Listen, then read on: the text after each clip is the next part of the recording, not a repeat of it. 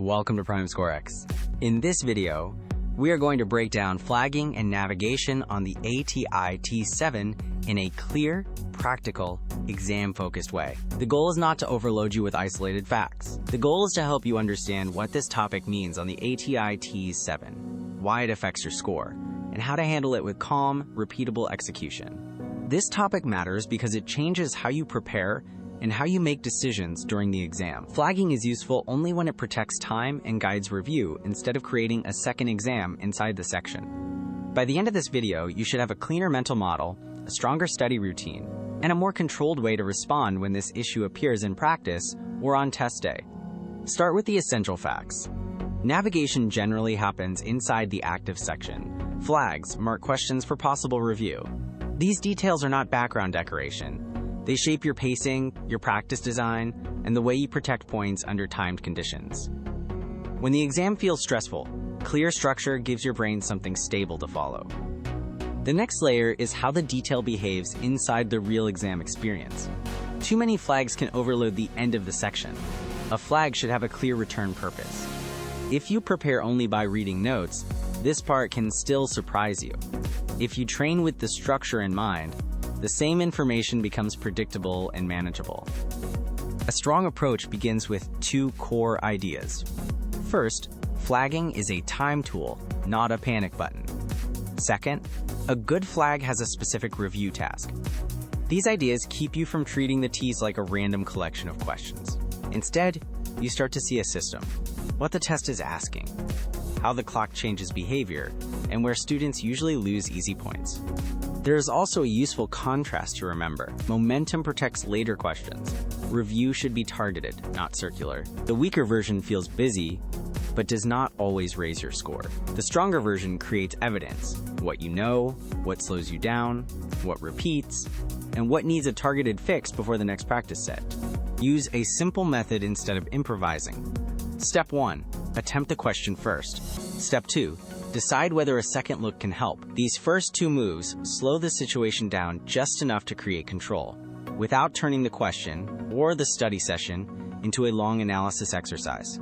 Then continue the method. Step 3, flag with a clear mission. Step 4, return and verify only that mission. This is where most improvement happens, because you move from recognition to execution. You are not just saying, I understand the topic. You are proving that you can apply it correctly under TEAS-style pressure. The first trap is flagging every uncomfortable question. This usually happens when a student moves too quickly, trusts a familiar-looking answer, or skips the instruction line. The fix is to pause long enough to identify the exact task before committing to the response. The second trap is returning without knowing what to check. This trap is dangerous because it feels like effort. You may be reading, calculating, or reviewing, but not in a way that changes the answer. A better move is to define the decision, make the best supported choice, and protect the rest of the section. Practice should be measurable. Begin with timed sets with flag limits. Do not simply ask whether the material feels familiar. Ask what your performance shows: accuracy, time control, mistake type, and whether the same weakness appears again after a review. Next, add realism with review of flag usefulness. Timed practice changes your behavior in ways untimed practice cannot. It reveals where you overthink, where you rush, and where your process breaks when the question is not presented exactly the way you expected. The third practice move is a return task note. Pattern tracking is what turns mistakes into strategy. If you miss one question, that is a result. If you miss the same type of question again and again, that is a signal. Your study plan should respond to the signal, not just the score. Finally, use retests with fewer flags. Retesting is important because review can create a false feeling of mastery. The real question is whether you can apply the fix later with a new question without seeing the answer first. That is when learning becomes score movement. When you review, name the exact error. One common issue is rereading full items from scratch unnecessarily. Do not write a vague note like, I need to study more. Write the real cause.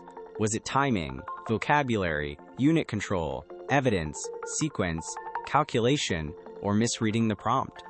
Specific errors create specific fixes. Another common issue is letting one question consume the section. The solution is not to feel bad about the miss. The solution is to replace the habit. Create one rule you will use next time, then test that rule on a small set of new questions before moving on to a full section. Here is the memory cue. Flag with purpose. Return with proof. Keep it short enough to use during practice and during the exam. A good cue does not explain everything. It points your attention to the next right action when time pressure, fatigue, or uncertainty starts to build. The final takeaway is this: smart navigation turns uncertainty into controlled decisions.